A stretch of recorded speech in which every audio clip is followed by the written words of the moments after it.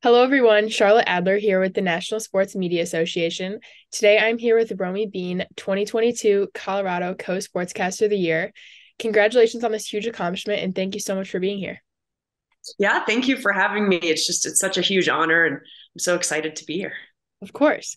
Can you tell us a little bit about what it means to you to win this award? Oh my gosh, it means a tremendous amount, honestly. And I've told a lot of people this, but when the list of finalists came out, I was shocked. And I couldn't even believe because it was such an esteemed group of peers, people that I feel lucky enough to call colleagues. And when I looked at the list, I said, "Oh, it's going to be Connor McGahey." There's no doubt. And so to win it with Connor, to tie and be co-Colorado broadcasters of the year is such an honor to share this with someone that I look up to so much, that I respect so much. But it really truly means a lot because, you put all this work in and you do it because you love it and because you're passionate about sports. I'm so passionate about Colorado and Colorado sports.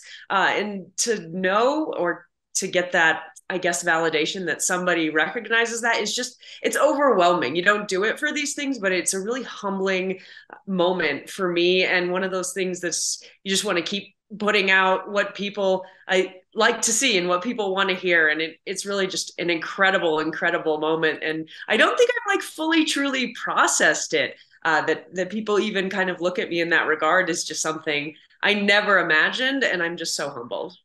Awesome. So in reading about you and preparing for this interview, I noticed you graduated from the business school from Boulder. What led you to journalism and further the sports media industry? Yeah, it's so interesting because I think I always had a passion for it. I was on the speech and debate team in high school, and so I always loved it. And I had thought about getting into journalism, and then I got into the business school, and it was kind of the smart decision. Well, I got into business school, and Yeah, I didn't yeah. really know what I wanted to do in my life. I think there was a piece of me that was a little afraid at that age to take a leap and to get into journalism. So I kind of went the safe right route.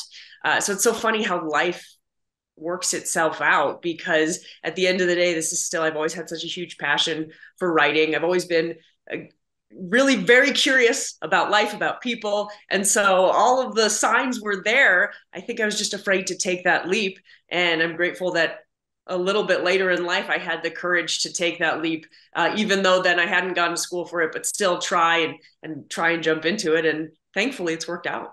Yeah, everything's meant for a reason. Um, and then congratulations on also being named the lead sports anchor at CBS Colorado. Do you have any advice for young sportscasters and those who aspired to get to where you are now? Yeah, absolutely. It's such an honor to be in that role and to be the first female lead sports anchor in Colorado is unbelievably humbling. I know I used that word earlier, but just and overwhelming and exciting to think of how far women in sports have come, to how many women have come before me, how many men have championed me and other women to be where we are. And it's just so cool that in a world where it feels like there's not a lot of firsts left, to be part of something significant like that. And hopefully one day, or right now, some young girl somewhere is looking and saying, yeah, that means I can do whatever it is that I want to do. That is certainly the greatest part of it. But I think the biggest thing is, and I think people say this a lot, but don't say no to anything or early on. Yeah. So, I mean, I got my first gig as a board op doing radio, and I wanted to be on air. I wanted to be on TV, but I had to start behind the scenes, and I had to do that for a while. And maybe I didn't want to do that, and it was funny hours, the morning shift, the times that you don't want to do it, but everything pans out. So it's don't say no to anything and meet as many people as you can. I think in life, it really is everything's about relationships and you never know where it's going to take you. You never know where someone's going to notice you. So take an opportunity to meet as many people as you can in the business or even not in the business, because again, you just never know. And like I said, be curious. Be Yeah. curious about different jobs that might not be, it might not be sports, it might be news, like whatever it might be. You never know where it could lead. And I also feel like there's so many different, even though I went to business school, so much of it applies to this job and this industry, because again, at the end of the day, it all comes down to people. And I studied marketing, and so much of it was about relationships and what do Mhm. people like and how to connect with people. And in so many ways, that's at the core of this industry as well. So even if it feels like, oh, I don't know, that opportunity can't help me get where I want to go, there's a good chance that it can, and you just Yeah. never know Yeah. how it will. So that would be my biggest advice. Okay, that's awesome advice. And then you kind of touched on it in this last answer, what you just said, but from what I understand, you're the first woman to have served as the lead anchor in Denver. What impact do you think this has on other female sportscasters, in your opinion? You know, I just hope that it serves as an example to young women and girls that, man, if you want it, go get it. Because like I said, there's so many women that have come before me, and there are so many that are going to come after me and do bigger and better things. But to know that there are people that support you always, and it's not just women. There's so many men that have supported and championed me and this journey as well. And so at the end of the day, it comes down to a belief in yourself. And the other thing that I would say is that I think we do talk a lot about, breaking barriers, but this has become, and I've seen it change year after year, a very welcoming world for women. So I think the best way to approach it is it's not me against the world, but find like-minded individuals, whether that is other women or men who support women. And there are so many.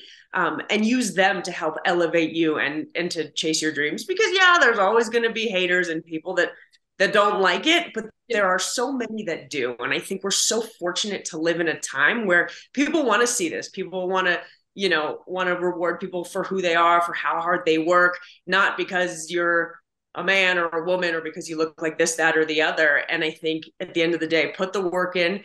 My very first mentor always said, know your stuff.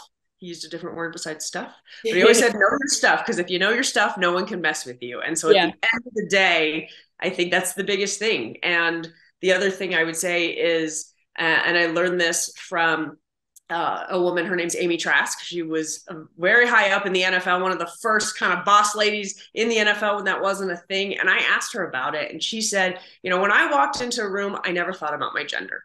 If Mhm. other people did, that was their problem, you know?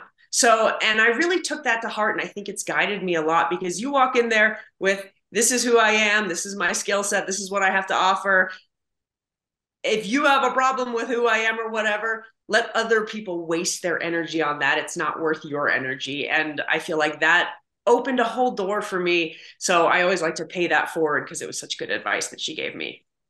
Awesome. Is there someone in the business who helped you get to where you are today? Obviously, you've done a fantastic job on your own, but is there anyone in particular who mentored or guided you? Yeah, absolutely. And I think what I've learned is, and I'm someone who's like a very solo artist in a lot of ways. I don't like to reach out and say I need help. So it was a big deal for me to kind of really find mentors and that I could like trust and learn that this is way better when you do it with other people. But for me, my biggest mentor has been Jeff Legwald. He works for ESPN and he has covered the Broncos for a really, really long time. He's covered the NFL for a really long time, but he's always helped me, mentored me, been really hard on me at the same time.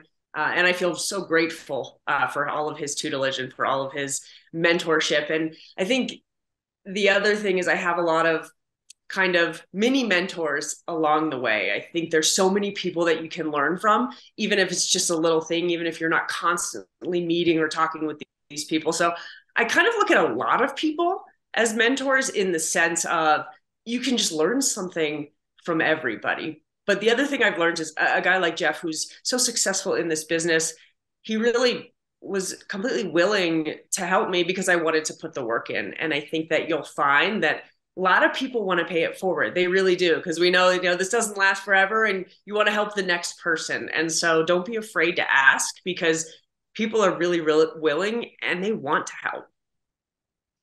How would you describe yourself in maybe one or two words? Is there a certain mindset that helped you get to where you are today?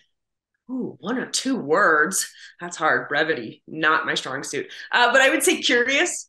And Okay. curious, I think, is at the core, right, of journalism, is wanting to know about other people and wanting to know what makes other people tick or what, makes this, that, or the other interesting. Curious, I would say, is my biggest one. And just kind. I hope people see me as kind because at the Yeah. end of the day, I just hope that along the way, what I do hopefully makes someone happy. So That's what I'd say. Great. And then last question. With the Avalanche winning the Stanley Cup last year and the Nuggets currently number one in the Western Conference, how fun is your job right now? Oh my gosh, it is a fun time in Denver sports. The Stanley Cup, being on the ice after they won the Stanley Cup, is a career highlight moment for me that I will never forget. Absolutely unbelievable. The fact that we might have two playoff runs going at the same time with the Nuggets and the Avs right now is unbelievable. And I think the biggest thing is I'm just trying not to take it for granted, because these things don't last forever. And, you know, you never know when it could blow up or if it will or won't work out. So I'm just trying to enjoy it because it is quite a ride right now, for sure. Yeah. Yeah. Well, thank you so much for being here today. It was really great chatting with you, and congratulations on again on winning this awesome award. Thank you so much for having me again. It's such an honor, and it was an honor to talk with you today. Thank you. Yeah, of course.